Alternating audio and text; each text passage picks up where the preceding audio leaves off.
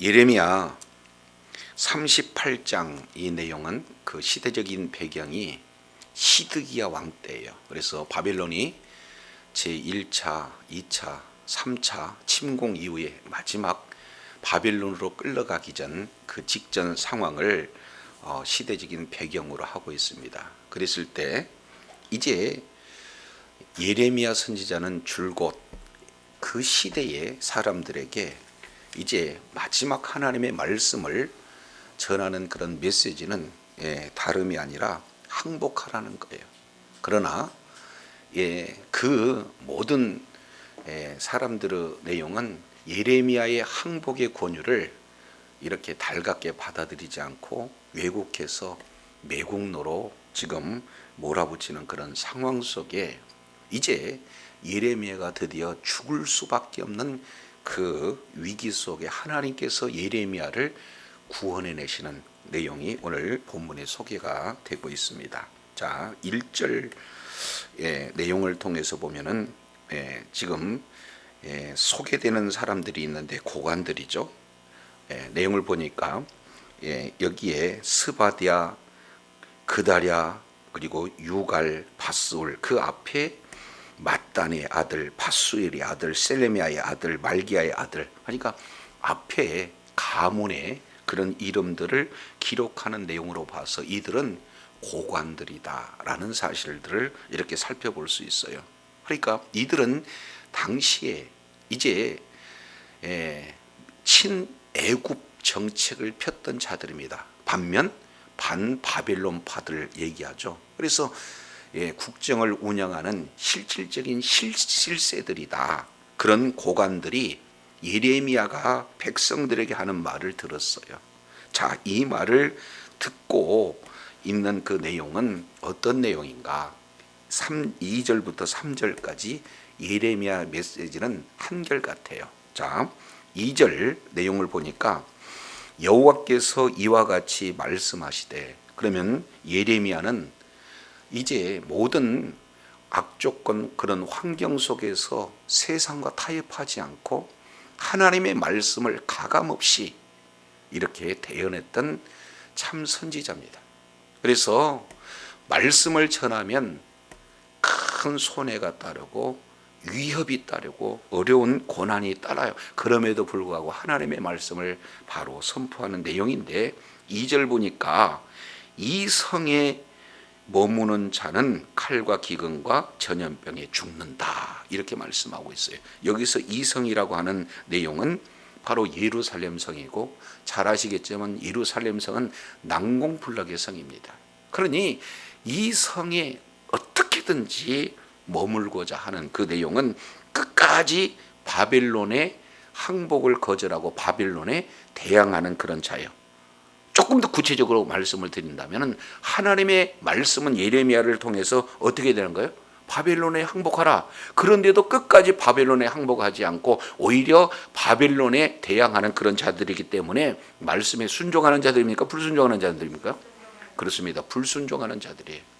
그들의 의식 속에는 이 예루살렘 성전에 하나님이 임재하시는 이 성전이 있기 때문에 외적으로는 겉으로 드러나는 것은 믿음이 좋은 듯하나 실질적인 내용은 하나님의 말씀에 아주 반대하는 대적하는 그런 자들이다. 따라서 그들이 의지하는, 그들이 또 그렇게 희망하는 그런 이 성은, 이 성에서 뭔가 지키고자 하는 그런 자들은 죽는다는 메시지를 예레미야는 자기 말을 하는 것이 아니라 하나님의 말씀을 대언하고 있는 것을 보게 돼요. 그러나 갈대아인에게 항복하는 자는 산다 이렇게 얘기하고 있어요. 이 내용은 전적으로 하나님의 성전이 있는 그곳이다 할지라도 이미 하나님께서 이 성은 불탈 것이다 라고 하나님의 말씀에 선언했기 때문에 이제는 순수하니 저항하지 않고 바벨론에 이렇게 포로로 끌려가게 되어지면 끌려간 그곳에서 재기할 수 있는, 신앙이 회복되어지고 다시 한번 살아서 재기할 수 있는 그 기회가 주어진다라는 사실을 한결같이 죽느냐 사느냐, 죽는 것은 말씀에 불순종하는 것이요, 사는 것은 말씀에 순종하는 그런 내용인데, 그들은 항복이냐 항복하지 않느냐, 그런 어떤 민족주의적 내용이 그들의 그러한 하나님의 말씀보다도 그들의 신념이 더 앞장서서 끝까지 하나님의 말씀에 불순종하는 그런 자들에게 주어지는 메시지가 되는 거예요. 그러면서 다시 한번 강조합니다. 3절, 이와 같이 여호와께서 이와 같이 말씀하시느니라. 그러면 지금은 누구의 메시지라는 겁니까? 하나님의 메시지라는 거예요. 하나님께서 이같이 말씀하시느냐, 한번 말씀하면 그대로 이루어지는 하나님의 그 말씀을 이렇게 표현해요. 이 성은 반드시 바빌론 왕의 군대의 손에 넘겨질 것이다. 여기서 반드시 넘겨진다는 것은 하나님의 바로 의지가 그대로 표현되어지고 있는 거예요. 그러니까 이제 더 이상 예레미야 선지자에게 최종적으로 선포한 내용은 이제 이 예루살렘 성이 사함받는 게 아니라 예루살렘 성은 반드시 바빌론에게 이제 넘겨지게 된다. 이 사실을 누가 들었어요? 1절에 고관들이 이 내용을 들었어요. 근데 이들은 바벨론을 대적하는 세력이요, 친애굽파요, 그런 어떤 내용이기 때문에 얼마나 이 내용이 그들이 원하는 내용하고 전혀 다른 내용이기 때문에 굉장히 싫어하는 그런 메시지를 예레미야 선지자가 지금 진행하고 있는 것이 되어집니다. 자, 그래서 이 메시지를 들었던, 하나님의 말씀을 들었던 그들은 어떤 조치를 취하는가? 4절 보시죠. 이에 그 고관들이, 그러면 그 고관들은 1절에 나타난 고관들, 실제 핵심 그룹을 이렇게 말씀하고 있어요.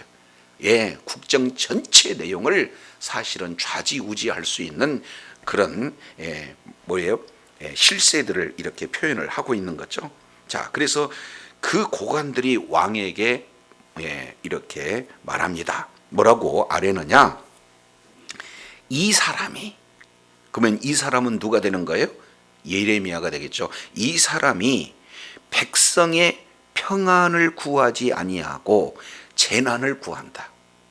말씀에 불순종하면은 불순종한 그들을 향해서 평안을 구하는 게 맞습니까? 아니면 말씀에 불순종하고 계속해서 돌아오는데 거절하는 그런 자들에게 재난을 구하는 것이 하나님의 말씀에 맞습니까? 근데 그들은 그들이 말씀에 벗어났음에도 불구하고 평안을 이렇게 구해야 된다는 거예요. 그래서 그들이 원하는 평안은 구하지 않고 그들이 원치 않는 재난에 대해서 예레미야는 계속해서 요구하고 있으니 이제 청하건대 이 사람을 모아소서 죽이소서, 이렇게 말씀하고 있어요.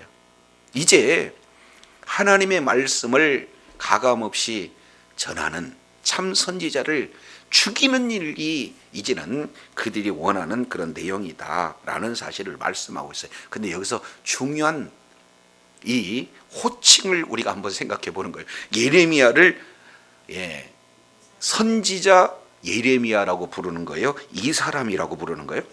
그러니까 결국에는 이 사람이라고 부르는 그 의도는 어떤 내용이 되겠습니까? 예레미야는 하나님의 말씀을 대언하는 사람이라고 그들은 받아들이지 않고, 예레미야가 자기 생각에 바벨론에 이런 어떤 포로로 끌려가는 것이 좋다 하는 매국노 취급을 하는 내용이 뭐예요? 이 사람 이렇게 아주 폄하하고 있는 그런 내용들을 살펴보게 됩니다.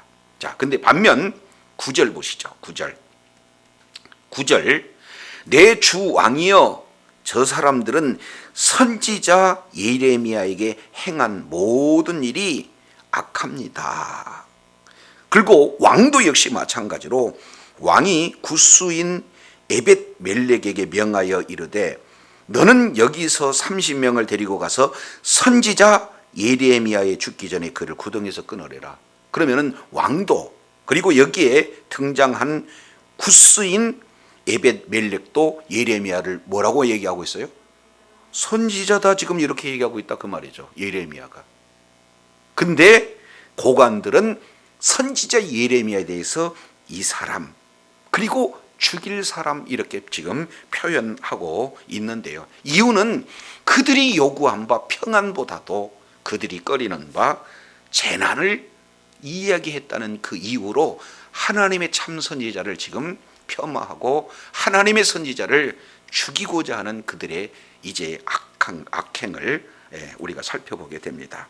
그래서 4절 하반절에 그가 이같이 말하여 이 성에 남은 군사들의 손 그리고 모든 백성들의 손을 약하게 합니다 라고 지금 명분을 이렇게 끝까지 성에 남아서 바벨론과 최후 항전을 이렇게 다짐하고 있는 그런 의지를 꺾는 일을 예레미야가 하고 있습니다. 이렇게 왕에게 지금 죽이자고 요청하고 있는데요.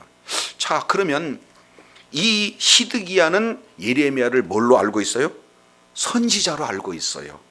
그런데도 그들의 요구 조건 그 내용에 대해서 어떤 조치를 취합니까? 5절 시드기야 왕이 이르되 보라 그가 너희 손에 있느니라 왕은 조금도 너희를 거스릴 수 없느니라 하는지라. 그러면 결국 어떻게 되는 거예요?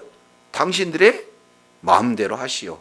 그러니까 결국 왕은 예레미야를 이제 죽이고자 요구하는 그들의 요구를 들어주겠다는 거예요. 이유는 뭐라 그럽니까?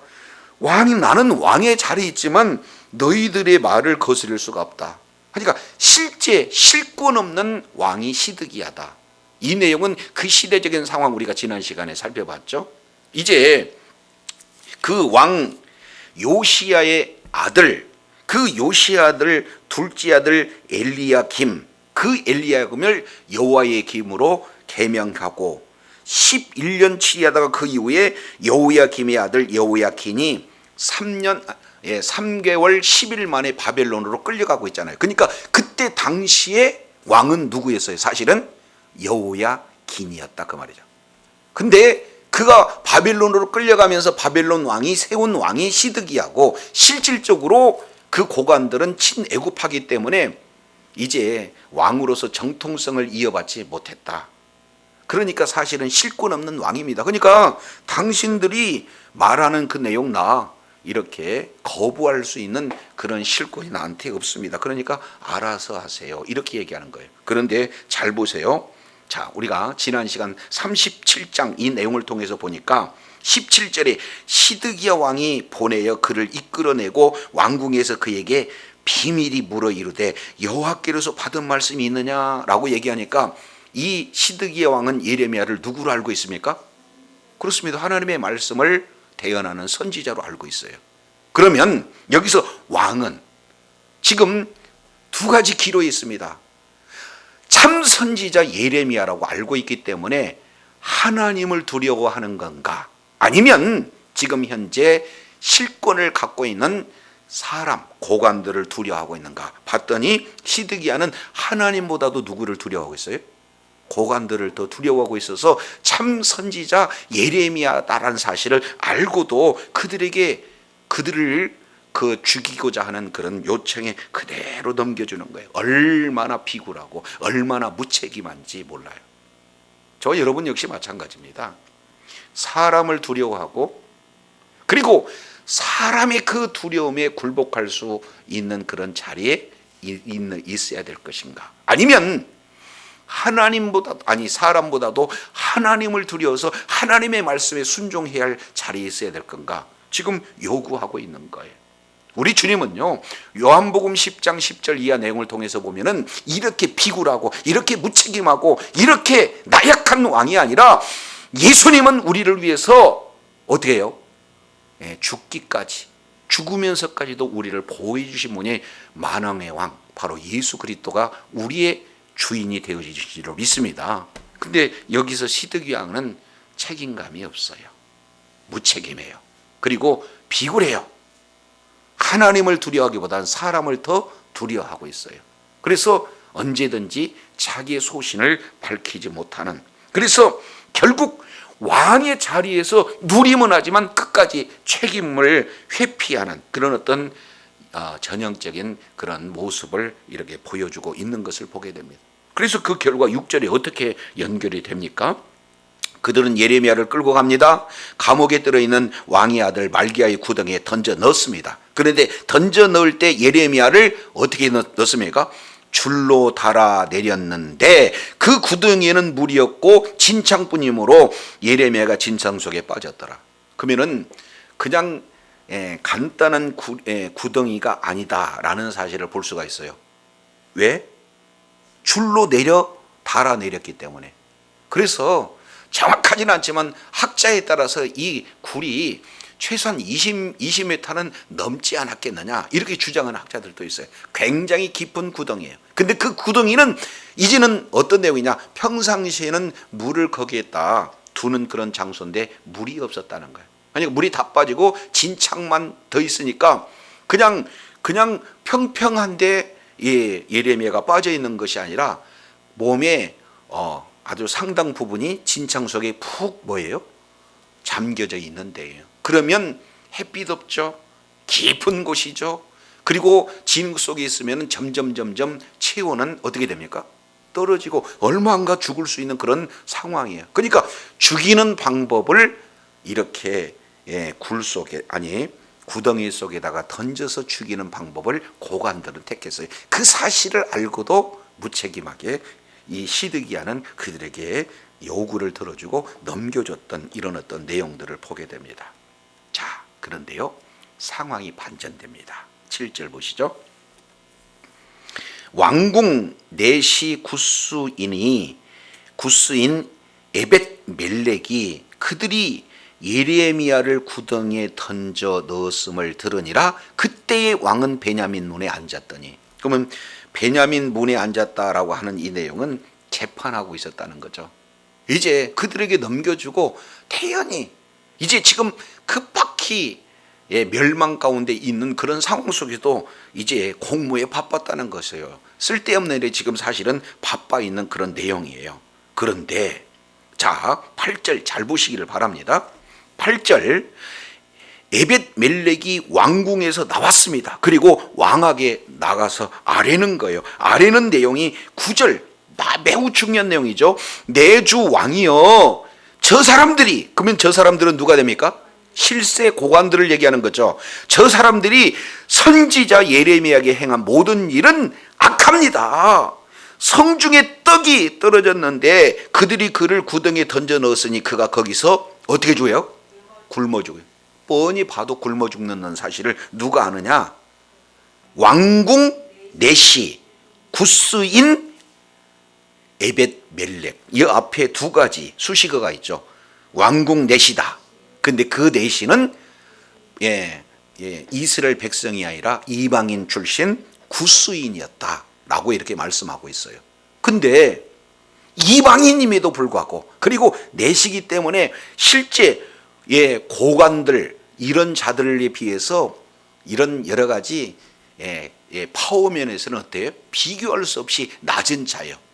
그러면 왕도 그들을 두려워해서 그들이 부당한 요구를 했을 때도 넘겨줄 수밖에 없는 그런 상황인데, 왕보다 더 약한 내시, 그것도 이방인 내시가 왕에게 와서 예레미야를 뭐예요? 죽입니다. 그러니 구해달라 이렇게 요구할 수 있는 것은 간단한 내용입니까? 사실은 큰 위협이 따르는, 사실은 목숨이 걸려져 있는 그 결단이에요. 그렇습니다. 이거 쉽지 않아요. 어떻게 이런 일들이 가능할까? 자, 이렇게 에벳 멜렉이라고 하는 이런 자를 통해서 하나님께서는 왜 이렇게 예레미야를 구할 수 있는 그런 준비된 인물을 여기에다 두셨는가 하는 이 내용에 우리가 의문을 가질 수 있어요. 갑자기 등장하는 내용이니까. 자, 이 부분에 대해서 우리 예레미야 애가를 우리 잠깐 한번 살펴보도록 하겠습니다. 예레미야 애가 3장 내용을 통해서 보면은 자, 이런 표현을 하고 있어요. 자, 52절 내용을 보니까 무고히 나의 대적이 된 자가 나를 새와 같이 심히 쫓습니다. 자, 큰 고난 속에서 지금 하나님 앞에 기도하는 과정에 지금 말하고 있죠. 그러면서 53절, 저희가 내 생명을 끊으려고, 목적은 생명을 끊으려고 나를 어디에다 던져놨다는 거예요? 구덩이에다 던져놨습니다. 그리고 그 위에 돌을 던졌습니다. 그리고 물이 내 머리에 넘치니까 내가 스스로 이르되 나는 멸절되었다. 그러니까 살 소망이 없는 그런 상황이에요. 아니, 하나님의 말씀을 전했다는 이유로 예레미야가 잘못한 것이 없고 단순하게 하나님의 말씀을 전했다는 이유로 지금 이렇게 죽임을 당하고 있는 상황이고, 이제는 소망 자체가 끊어지는, 스스로 생각하기에도 나는 죽었구나, 이런 아주 급박한 상황이면 대부분 많은 사람들은 어떤 생각을 할까요? 하나님, 내가 이렇게까지 하나님의 말씀에 순종했는데 왜 이런 환경이 나타나요? 하면서 하나님 앞에 조금 더 이제 원망하고 불평할 수 있는 그런 상황이 되지 않겠습니까? 그런데 예레미야는 달라요. 자, 이 아주 위기 상황 속에서 예레미야는 말씀의 사람이며 동시에 기도의 사람이에요. 55절 보세요. 여호와여, 내가 심히 깊은 구덩이에서 주의 이름을 불렀습니다. 죽음의 그 직전에서도 누구를 의지해요? 하나님을 원망하고 불평하는 게 아니라 끝까지 하나님을 이제 의지하는 예레미야, 하나님 앞에 구하고 있는 내용이에요. 자, 그랬을 때 주께서 이미 나의 음성을 들였사오니 나의 탄식과 나의 부르짖음에 주의 귀를 가리우지 마소서. 내가 주께 아뢰날 주께서 내게 가까이하여 이르시되 두려워하지 말라, 이렇게 말씀을 하셨나이다 하면서 58절 주여, 59절 여호와여, 61절 여호와여, 63절 주여, 64절 여호와여. 그러면 결국 뭐예요? 여호와를 계속 부르는 내용은 하나님은 약속하신 거 반드시 이루시는 하나님이 아니십니까 하는 내용으로 끝까지 포기하지 않고, 끝까지 믿음이 약해지지 않고 하나님의 약속의 말씀을 근거해서 하나님 앞에 기도하는 예레미야의 모습을 보게 됩니다. 자, 그런 내용을 예레미야에서, 지금 예레미야 애가에서 이 내용을 말씀하고 있어요. 그러면 우리 하나님께서 예레미야의 기도를 들으셨다는 거예요? 들으시지 않았다는 거예요? 들으셨을 때 누구를 통해서 구원해내신가 봤더니 이스라엘 사람들은 다 하나님의 말씀에 불순종하지만 하나님이 쓰시고자 하는, 이제 바알에 무릎 꿇지 않는 7천을 두었던 것처럼 여기에 하나님의 말씀에 순종하는 자, 환관 뭐예요? 넷이 구스 사람 에벳멜렉을 우리 하나님께서 준비해 놓으신 것을 볼 수가 있어요. 그러니 에벳멜렉은요 굉장한 신앙의 결단을 합니다. 목숨을 건 결단을 합니다. 왕도 두려워했던 고관들, 근데 이 한낱 넷에 불과한, 그것도 이방인 출신 넷에 불과했던 에벳멜렉이 두려워하지 않아요. 그리고 하나님 이제 왕에게 가서 직언합니다. 그들은 악합니다. 그리고 지금 현재 예레미야는 이렇게 차디찬 이 궁덩이에 빠져서 굶어 죽고 있는 그런 상황입니다. 이 내용을 말씀하고 있어요. 그래서 하나님의 그 긍휼하신 마음을 가졌을 뿐만 아니라 위기 속에서도 용기를 내서 지금 이제 아주 신앙의 엄청난 용기 결단을 내리고 있는 모습을 보게 되어져요. 자, 그런데 신기한 일이 나타납니다. 그게 10절이에요. 왕이 구스 사람 에벤멜렉에게 명령하여 이르되 너는 여기서 30여 명을 데리고 가서 선지자 예레미야가 죽기 전에 그를 구덩이에서 뭐해라? 이끌어내라. 갑자기 왕이 태도가 바뀌어졌어요. 그 이전에는 죽여야 됩니다 그랬더니가 그 당신들이 손에 맡겨져 있고 나는 거스를 그런 아무런 권한이 없으니까 마음대로 하시오, 이렇게 굉장히 무책임한 그런 결정을 내렸던 왕이 갑자기 태도를 바뀌어가지고는 구해내라 이렇게 얘기하는 것은 전적으로 누구의 일하심을 볼 수 있습니까? 그렇습니다. 하나님께서 이 아주 그 최악의 상황 속에서도 주님을 의지한 예레미야의 기도를 들으시고 이제 준비된 자, 바로 구스 에벳 멜렉을 도구로 사용해서 지금 구원해 내시는 내용들을 이렇게 볼 수가 있어요. 그를 구덩이에서 건져내라. 그를 구덩이에서 건져내라. 근데 이 내용이 아주 이게 만만치 않는 일이기 때문에 몇 명 데리고 가라는 거예요? 30명 데리고 가라는 거예요. 자, 이 결정이 내려지니까 이 에벳 멜렉은 사람들을 데리고 갑니다. 즉각적으로 가서 구원하게 가기 위해서 왕궁 곳간의 밑에 방에 들어가서 거기서 헝겊 그리고 낡은 옷을 취합니다. 그래서 그것을 구덩이에 있는 예레미야에게 줄로 내려요. 밧줄이 없으니까 여기서 지혜를 발휘해서 헝겊 그리고 낡은 옷 요것을 메어가지고 이제 줄로 내렸어요. 자, 그랬을 때 12절 이런 내용이 소개가 되어집니다. 구스인 에벳 멜렉이 예레미야에게 이르되 당신은 이 헝겊과 낡은 옷을 당신의 겨드랑이에다 대고 줄을 그 아래에 대시오. 예레미야가 그대로 하며 예레미야는 그 밑에서 지금 어떻게 됩니까? 늪에서 기진맥진하고 있는 거예요. 힘이 다 빠진 거예요. 밧줄을 잡고 나올 수 있는 기력이 없는 거예요. 그러니까 여기에 기지를 발휘해서 어떻게 됩니까?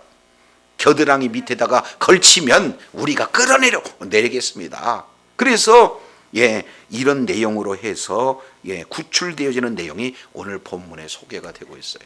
자, 여기서 이제 우리가 생각해 볼 수 있는 내용은 끝까지 하나님의 말씀을 바로 증거하는 예레미야에게 큰 위기가 닥치고 있었다는 거죠.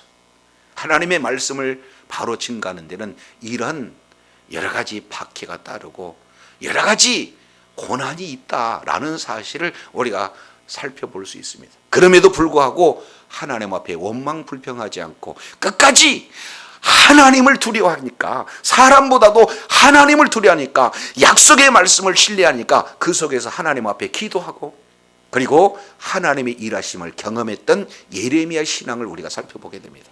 저도 여러분도요, 하나님의 말씀을 바로 증거하게 되어지면은 밖에 있어요. 그러나 그 밖에 때문에 우리가 연약하고 낙심하고 좌절하는 어리석은 자리에 있지 아니하고 끝까지 주님을 신뢰함으로 하나님의 일하심을 경험하는 그런 복된 자리에 있어야 될 줄로 믿습니다. 두 번째 내용을 우리가 살펴볼 수 있는 내용은, 자, 세상 왕들은요, 자기가 가지고 있는 권한만 누리고 이렇게 하지 책임을 끝까지 지지 않는 모습을 보아요. 그러나 만왕의 왕이 되신 우리 주님은 이제 양들을 위해서 기꺼이 목숨을 내어주는 그런 분이 바로 우리 예수님이 바로 우리의 왕이 되신다는 거예요. 그러니 신뢰할 만하죠. 믿을 만하죠. 따를 만하죠. 그래서 우리가 따라야 할 바로 왕은 예수님 외에 어떤 누구도 이렇게 믿음의 대상이 될 수 없다는 사실을 오늘 시드기야 왕의 모습들을 이렇게 살펴보게 되어집니다. 모습을 통해서. 그리고 세 번째, 이 내용을 통해서 살펴보는 그런 어떤 내용은, 우리 하나님께서는 끝까지 주님을 의지하고 끝까지 기도하는 자를 어떻게 해요? 바로 우리 하나님께서는 하나님께서 준비하신 영혼을 통해서 반드시 회복시켜 주시는 신실하신 하나님의 모습을 이렇게 살펴볼 수가 있습니다.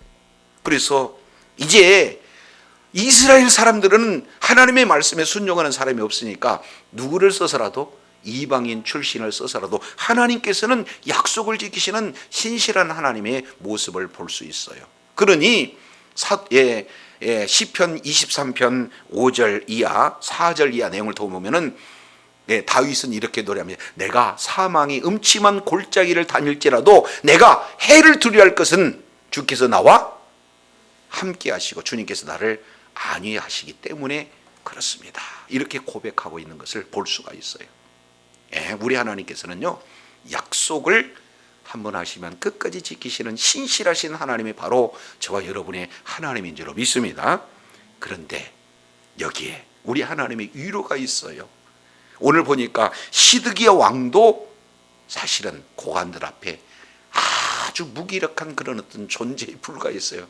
그런데 아예 목숨 건 그런 어떤 신앙, 여기서 보니까 하나님의 마음이 있어요. 긍휼한 마음이 있어요. 저렇게 하면 죽는다는 그런 마음이 있다 그 말이죠. 근데 그 마음이 있는 것도 중요하지만 마음이 있는 것을 뭐예요?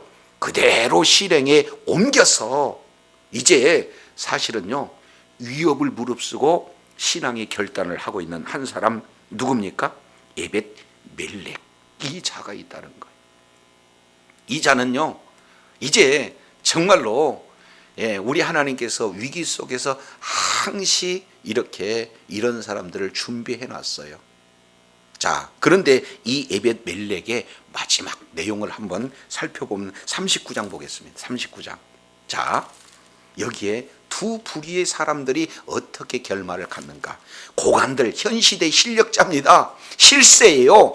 왕까지도 이렇게 뭐예요? 아주 그냥 위협할 수 있는 그런 사실은 존재예요. 그래서 하나님의 말씀을 바로 증거하는 그 자들을 죽일 수 있는 그런 권한을 가진 자들이에요. 그런데 우리 하나님께서는 이러한 고관들 분명히 그들에 비해서는 약해요. 하나의 내시에 불과해요. 이방인 출신이에요. 그런 자의 결과를 우리 하나님께서 어떻게 진행을 하고 계시는가 하는 내용들을 살펴보면은 자, 잠깐 우리 예레미야 39장 이 내용을 통해서 볼까요? 39장 6절 내용을 통해서 보니까 바벨론 왕이 림나에서 시드기야의 목전에서 그 아들을 죽였고 왕이 또 유다의 모든 귀인들을 죽였고 왕이 또 시드기야의 눈을 빼고 바벨론으로 옮기게 하려 사슬로 격파했더라. 갈대아인들이 왕궁의 백성들의 집을 불사르며 이름에 뭐예요?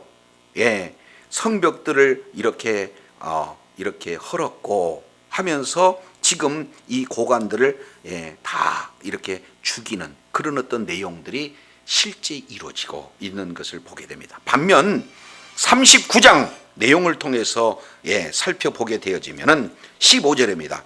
예레미야가 시위대 뜰에 갇혔을 때 여호와의 말씀이 그에게 임하시니라. 너는 가서 구스인 에벳 멜렉에게 말하라. 만군의 여호와 이스라엘 하나님의 말씀에 내가 이성의 재앙을 내리고 복을 내리지 아니하리라 한 나의 말이 그날에 내 목전에서 반드시 이루어진다. 그러면 그때 이 자는 어떻게 되느냐? 17절 나 여호와가 말하노라. 내가 그날에 너를 구원하리라. 내가 두려워하는 사람들의 손에 붙이우지 아니하리라. 내가 결탄코 너를 구원할 것인즉 너는 칼에 죽지 아니하고 내 생명이 노량물을 얻은 것 같이 되리니 이는 내가 나를 뭐했다? 신뢰했다. 그러면 결국 구스인 에벳 멜렉은 하나님을 신뢰했기 때문에 하나님을 믿었기 때문에 이런 이 용기 있는 결단, 목숨 건 결단을 내렸다라는 사실을 보게 됩니다. 그러나 이 이스라엘 출신 고관들은 어떻게 돼요? 자기들의 신념, 하나님의 말씀보다도 자기들의 신념을 의지해서 결국에는 하나님의 말씀에 불순종했던 그들은 이제 바벨론 왕의 처참하게 죽음을 당하는 그 결과를 이렇게 나타나고 있어요. 두 부류의 사람이 오늘 어떤 종국을 나타내는가 하는 내용을 오늘 본문을 통해서도 살펴보게 됩니다. 여러분 앞에 이제는 하나님의 약속의 말씀이 주어졌어요. 우리 주님께서는 한 사람이라도 회개하여 진리 가운데로 이르게 하는 것이 주의 뜻이다라는 사실을 우리가 살펴보면서 이제는 예수님만이 바로 구원이요.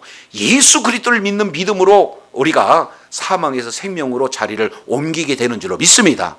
그러면 구원받는 우리는 어떻게 해요? 아직도 사망의 늪 가운데 사망의 구덩 속에서 절규하고 고통하는 그런 자들을 주님의 품으로 이끌어낼 때 에벳 멜렉처럼 하나님의 말씀을 신실하게 믿는 믿음으로 가서 증거할 때 때로는 위기를 이렇게 당하는 위협을 느낄 수도 있어요. 그러나 하나님께서는 반드시 최종적인 멸망하는 그때 하나님께서 구원의 약속을 이렇게 말씀해 주고 계시는 것을 살펴볼 수가 있어요. 예수 그리스도를 믿는 믿음으로 말미암아 구원을 받고 주의 뜻을 이뤄서 한 영혼이라도 주님의 품으로 이끄는데 끝까지 의로운 병기로 쓰임받는 복된 자리 있어야 될 줄로 믿습니다. 어려운 일을 당할 수도 있어요. 곤란하고 이렇게 위기를 맞을 수도 있어요. 그러나 우리 하나님께서는 반드시 위기 속에서도 구원해 내시는 신실한 하나님을 저와 여러분이 바로 깨닫고 정말로 이제 주의 뜻을 이루는 그날까지 하나님의 말씀에, 진리의 말씀에 이제 순종해서 걷는 그 자의 최종적인 하나님의 놀라운 신실함을 날마다 기억하면서 하나님의 기쁨이 되어지고 하나님 앞에 존귀하게 쓰임받는 복된 자리에 있어서 하나님 앞에 영광 돌리는 주의 사랑하는 자녀들이 다 되시기를 예수 이름으로 축원합니다. 기도하겠습니다. 하나님 아버지, 오늘 말씀을 통해서 살펴보았더니 두 부류의 사람, 이스라엘 백성이면서 고관이면서 실세이면서 이제는 어떻게든지 종교성이 뛰어난 그런 어떤 자들이지만 하나님의 말씀보다는 신념을 따라갔던, 그래서 결국에 하나님의 말씀을 대적하는 고관들이 있고, 이방인이다 할지라도 구스인인 에벳 멜렉이라고 하는 그런 자는 하나님을 신실하게 믿는 믿음으로 사회적으로 약하고 힘은 부족하고 연약한다 할지라도 하나님의 말씀을 바로 전가한 선지자 예레미야를 위해서 신앙의 결단을 내기고 목숨 건 선택을 진행을 하는 그런 내용 속에서 우리 하나님께서는 한 사람은 심판으로, 한 부류는 바로 구원의 그런 어떤 내용을 우리 주님께서 최종적으로 이제 결말을 보여주시면서 우리가 있어야 할 자리가 어떤 곳인가 하는 내용들을 오늘 또 말씀을 통해서 일깨워 주신 것 감사합니다. 뿐만 아니라 예레미야는 그러한 죽임의 소망이 없는 상황 속에서도 끝까지 신실함을 이제 신앙을 통해서 하나님 앞에 기도했을 때 우리 주님께서 이런 귀한 예비된 사람을 통해서 위기경 속에서 건져내신 하나님의 일하심을 오늘 또 말씀을 통해서 보게 하신 것 감사합니다.